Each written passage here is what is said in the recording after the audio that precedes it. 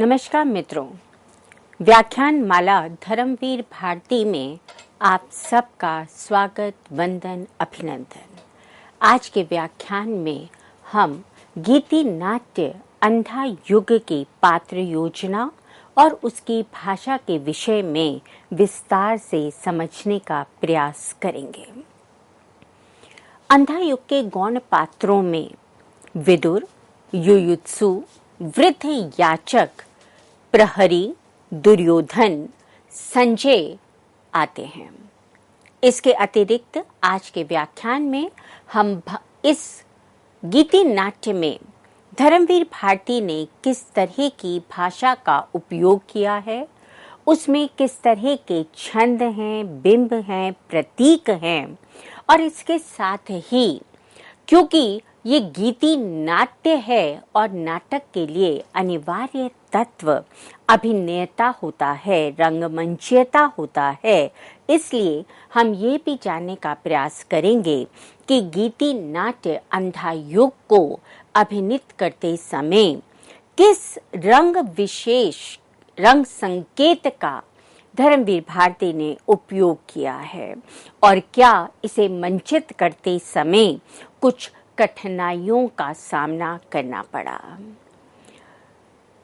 अंधा युग के प्रमुख पात्रों के अतिरिक्त जिन गौण पात्रों की आज हम चर्चा कर रहे हैं, उनमें विदुर एक महत्वपूर्ण पात्र के रूप में उभर कर सामने आते हैं। विदुर कृष्ण के प्रति समर्पित हैं। उनके एक प्रकार से अंध भक्त है।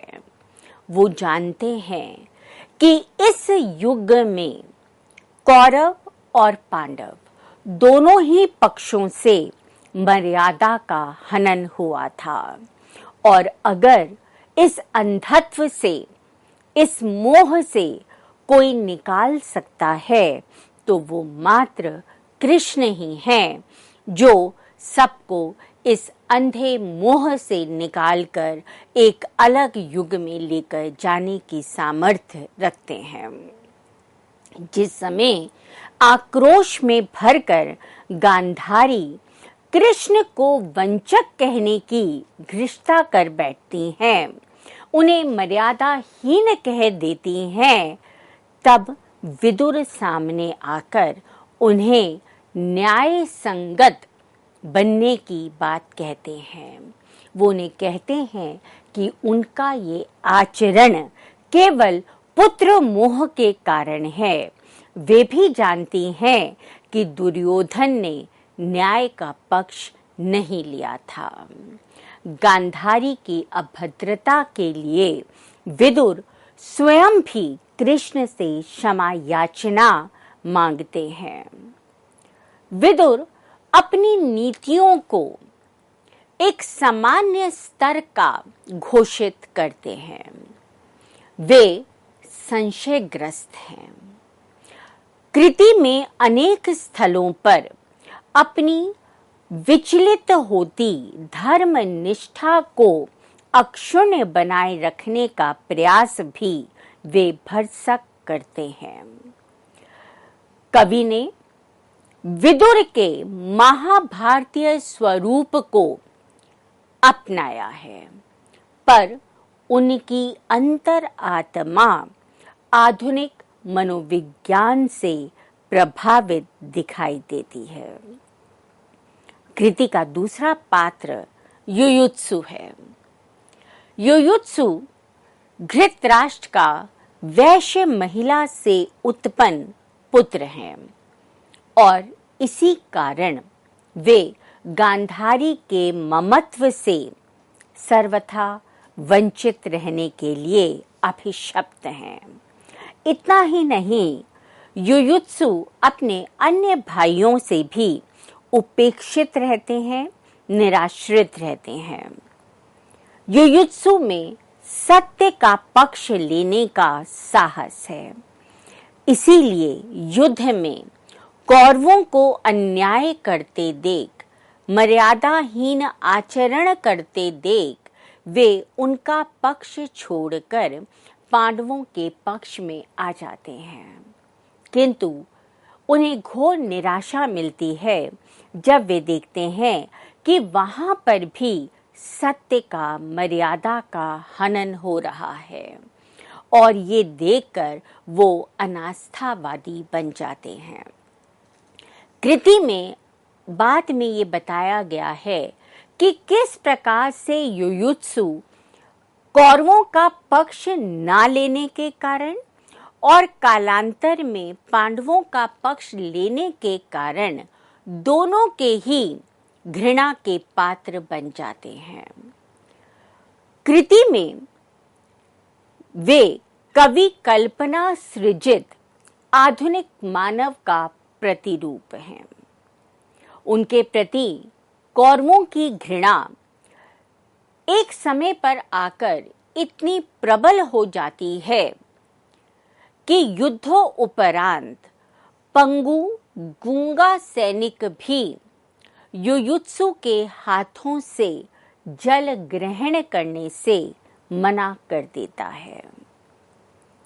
युयुत्सु पहले कृष्ण के प्रति आस्थावान थे, किंतु कालांतर में अपनी दुर्दशा देखने के उपरांत उनकी आस्था अनास्था में परिवर्तित हो जाती है, और जब कृति में कृष्ण अश्वत्थामा की पीड़ा को स्वयं वहन कर लेते हैं और जैसे जैसे शिकारी के द्वारा छोड़े गए बाण के कारण उनके अंगूठे से मवाद निकलने लगता है, वैसे वैसे अश्वत्थामा की पीड़ा कम होने लगती है, और तब अश्वत्थामा कहीं ना कहीं आकर कृष्ण पर विश्वास रखने लगते हैं।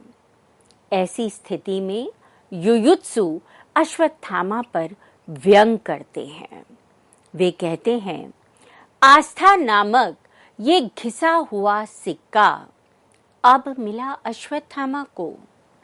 आस्था नामक ये घिसा हुआ सिक्का अब मिला अश्वत्थामा को, जिसे नकली और खोटा समझकर मैं कूड़े में फेंक चुका हूं वर्षों पहले।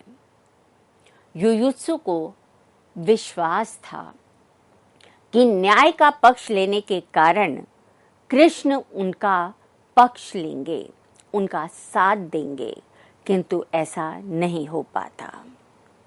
वे कृष्ण को वंचक कहते हैं, शक्तिहीन बताते हैं, जो राजा परीक्षित और युयुत्सु दोनों को बचाने में असमर्थ थे, और कालांतर में अपनी ही मृत्यु का नाटक रचकर मानो गोलोक में प्रस्थान कर गए।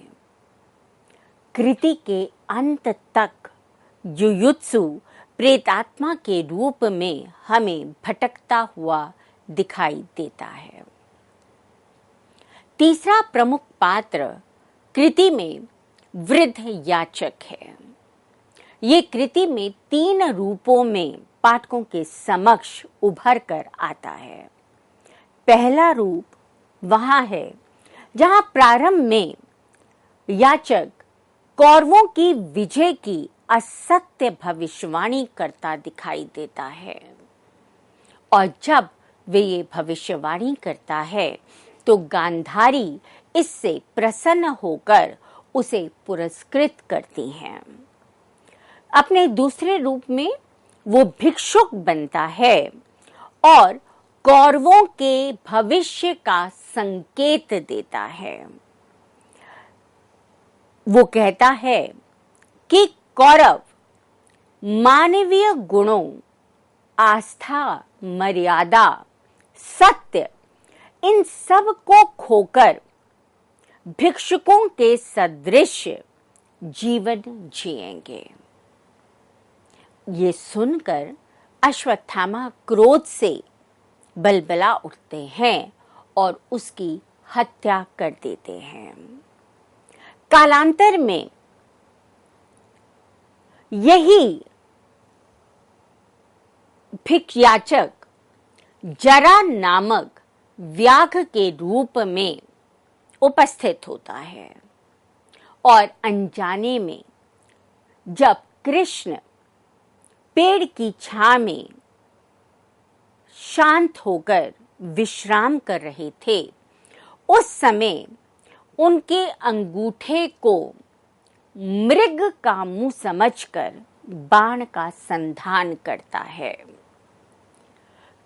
कृष्ण पर बाण लगता है, कृष्ण की मृत्यु हो जाती है और वे गोलोक में प्रस्थान कर जाते हैं। अपने अंतिम दिनों में व्याघ्र कृष्ण से प्रेत काया से मुक्त करने का आश्वासन प्राप्त करता है।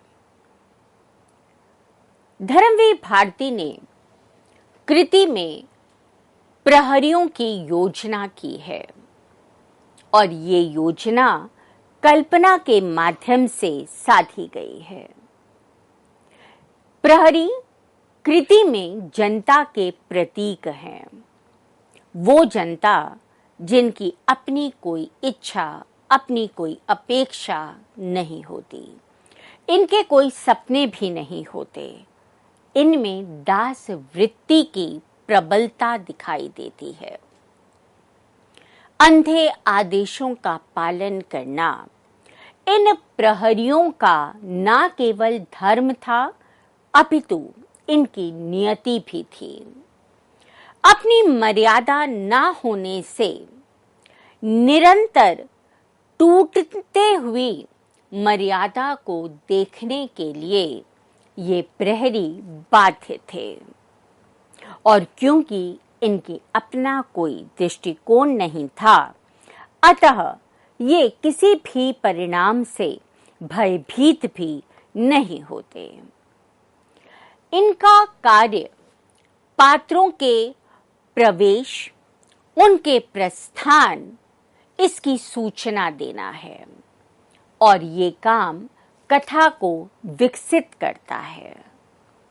युद्ध में सब कुछ समाप्त हो जाने के बाद भारी अस्त्रों से लदे हुए ये प्रहरी सूने महलों के सूने गलियारों में चौकसी करने के लिए विवश हैं। पांडवों के राज्य में भी इनकी स्थिति में कोई परिवर्तन नजर नहीं आता।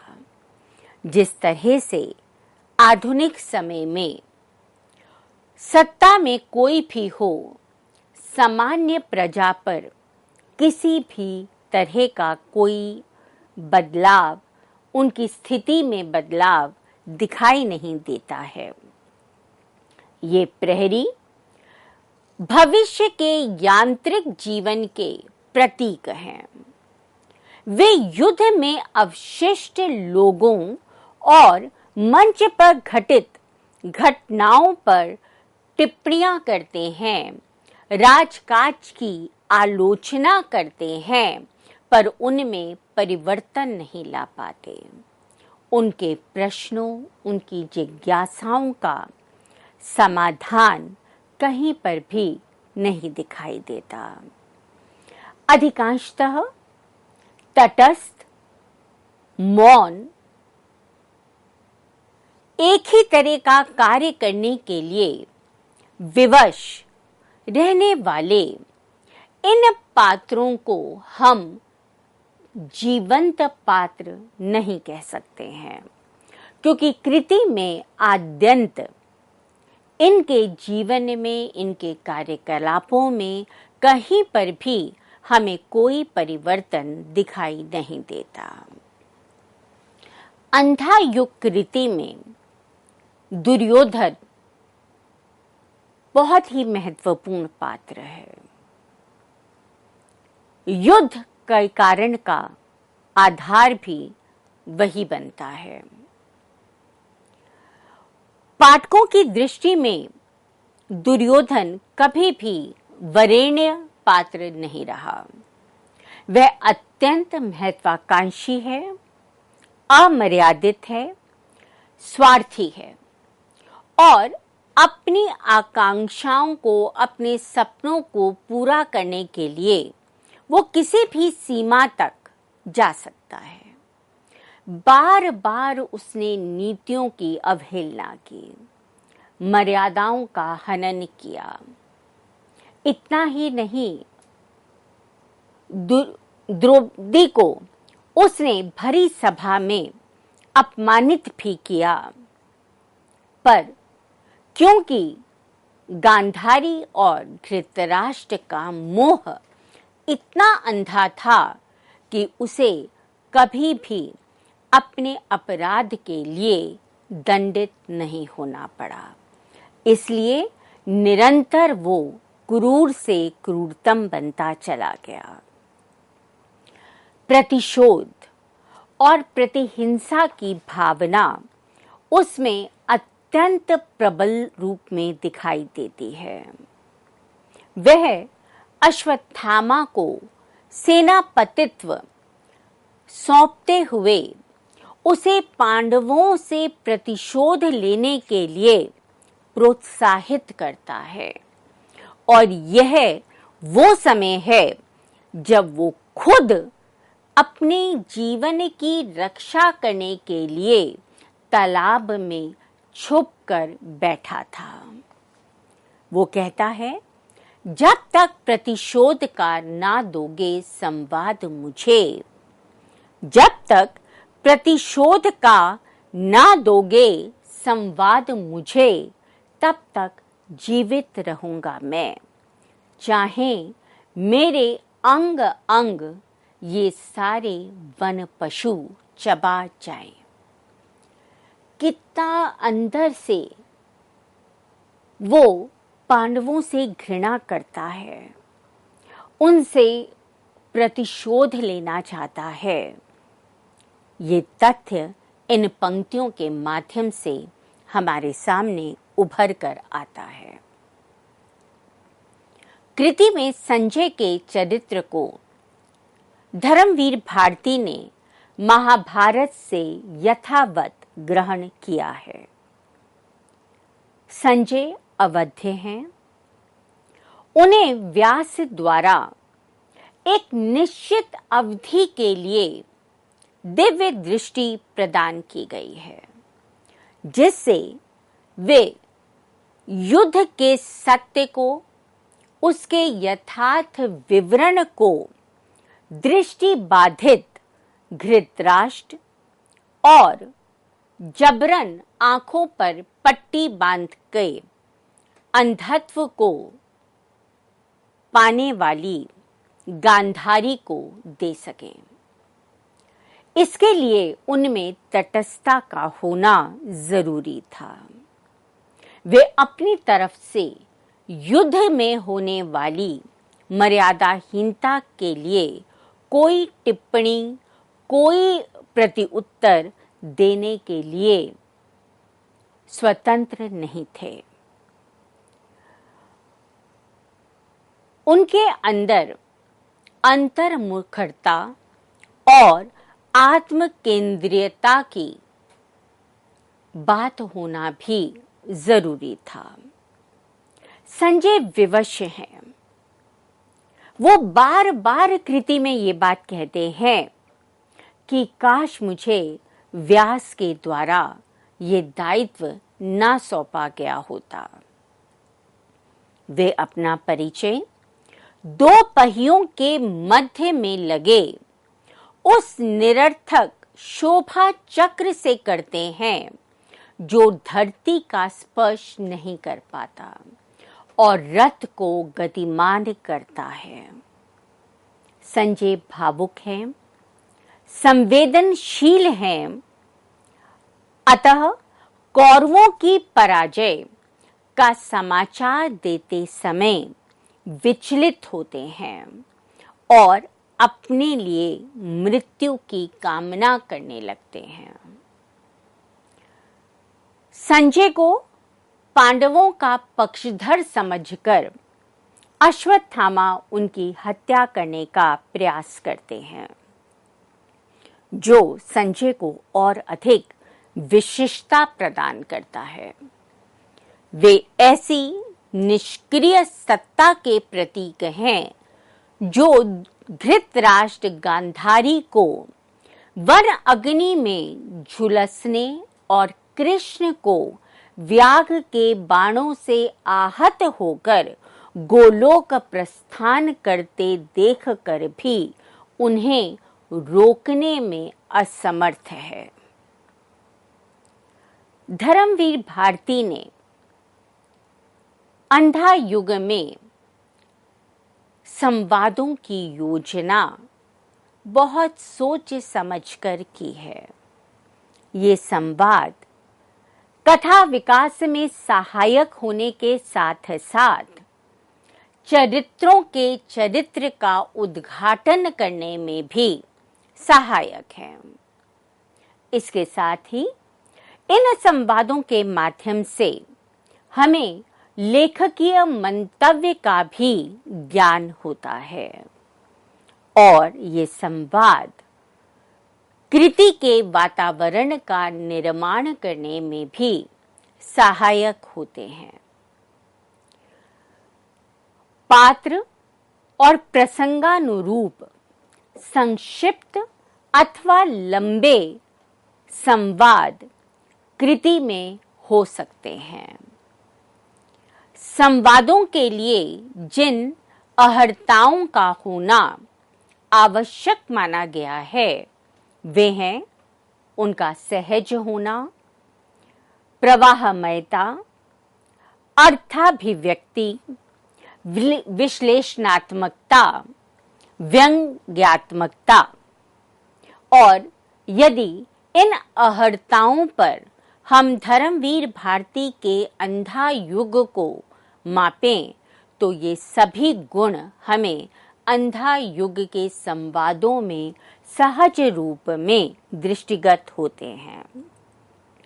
भारती जी ने अंधा युग में विविध प्रसंगों को संवादों के माध्यम से अभिव्यक्त किया है और इन संवादों को पात्रों की मानसिकता से भी जोड़ा है, जिससे कथा में और पात्रों में एक प्रकार की गतिशीलता हमें दिखाई देती है।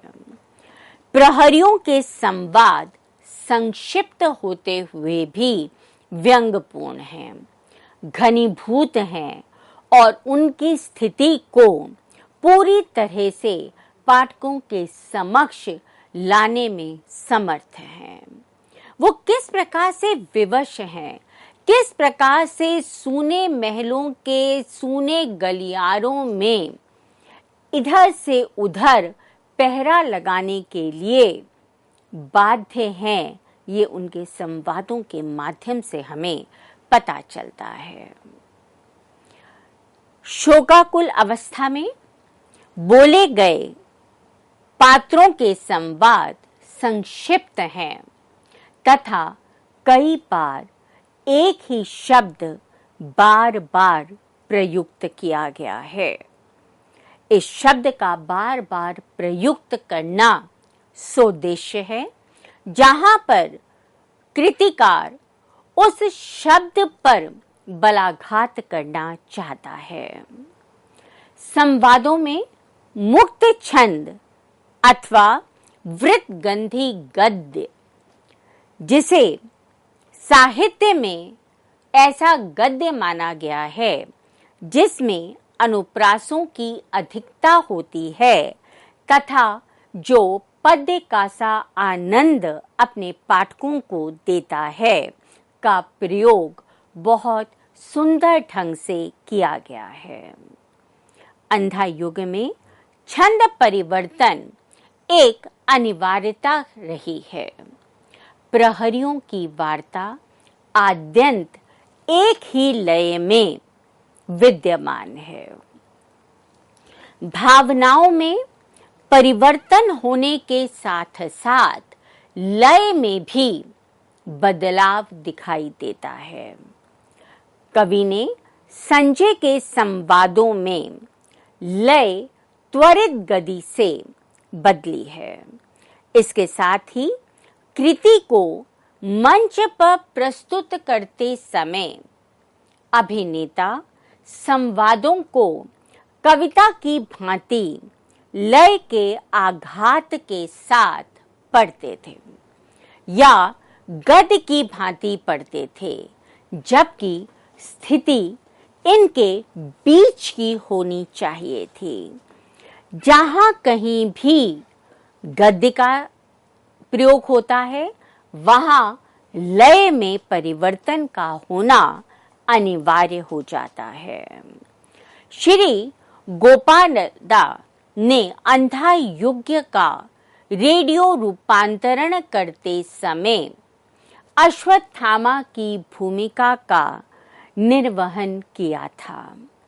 उन्होंने संवादों में छंद, लय, नाटकीयता, कथन और अर्थ का सुंदर समन्वय किया। वॉल्यूम, अंडरटोन, ओवरलैपिंग किस प्रकार से किसी एक रचना को और अधिक सफल बनाती है, उसे गुणवत्ता प्रदान करती है, ये उन्होंने स्पष्ट किया था।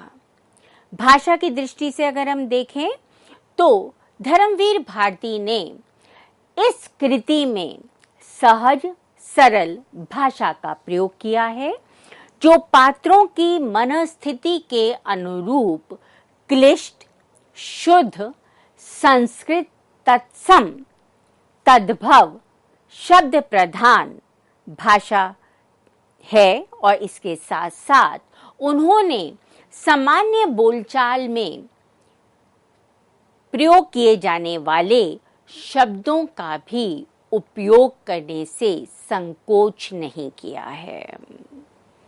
उदासी, गलियारा, थका, अजगर, उपजा। शुद्ध तत्सम शब्दों में अनासक्त, आत्महारा, विगलित, नरभक्षी जैसे शब्दों को लिया जा सकता है। इसके साथ ही धर्मवीर भारती ने उपमाओं का भी सहज प्रयोग करके कथा वस्तु को संप्रेक्षणीय बनाया है। सुरभित तरंगों सी, गलित अंग वैश्या सी, जलते हुए लोहे की सलाखों सा इत्यादि। छंद, बिंब और प्रतीक का भी उन्होंने भावानुरूप उपयोग किया है। महाभारत युग के 17 और 18वें दिन की संध्या का इस कृति में वर्णन किया गया है। बिंबों, प्रतीकों के माध्यम से लेखक ने परिस्थितियों और वातावरण का सुंदर अंकन प्रस्तुत किया है।